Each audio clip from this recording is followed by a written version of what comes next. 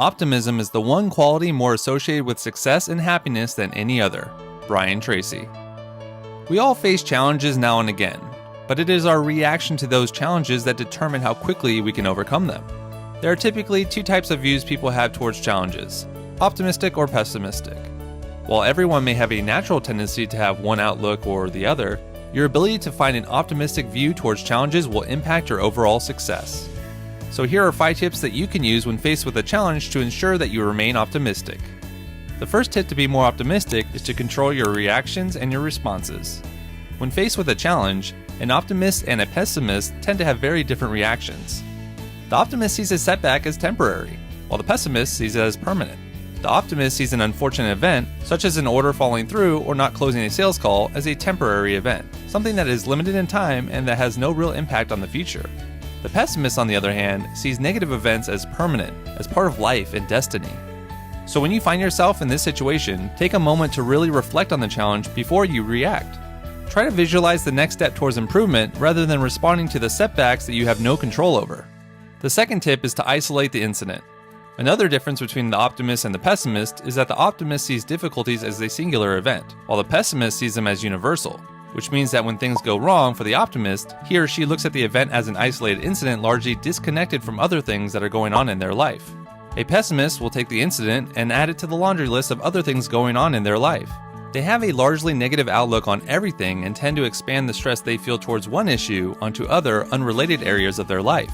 So to remain positive, try to remind yourself that just because you are facing a setback in one area, whether that be a project at work falling behind or not hitting a milestone set, does not mean that the entire goal is obsolete. You may simply need to modify your plan. The third way to be optimistic during challenges is to see setbacks as temporary events.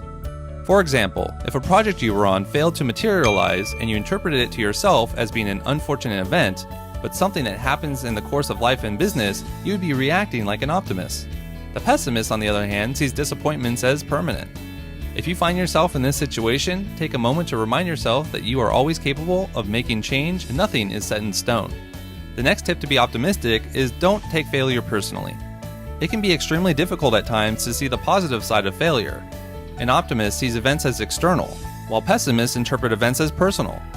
When things go wrong, the optimist will tend to see the setback as resulting from external factors over which one has little control. An optimist tries not to take a situation personally.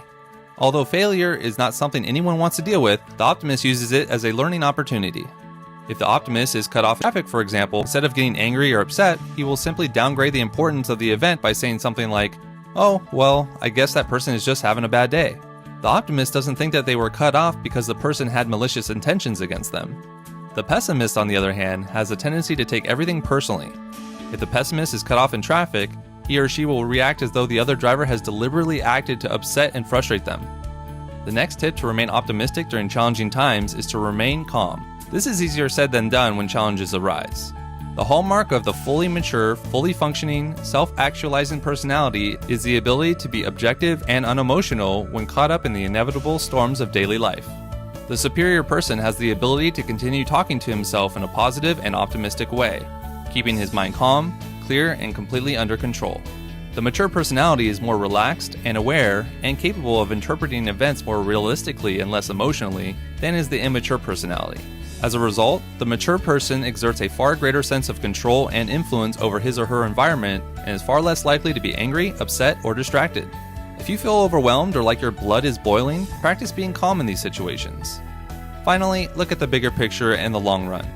You have to recognize that the inevitable setbacks that you face are temporary and external. View the negative situation as a single event that is not connected to other potential events and that is caused largely by external factors over which you have very little control. Simply refuse to see the event as being in any way permanent, pervasive, or indicative of any personal incompetence or inability. Resolve to think like an optimist, no matter what happens. You may not be able to control events, but you can control the way you react to them. The earlier you learn this, the happier you will be in life. Now, the question today is this: how will you implement these tips to become more optimistic in your life? Leave a comment below and Brian will be sure to follow up with you. Thanks for watching.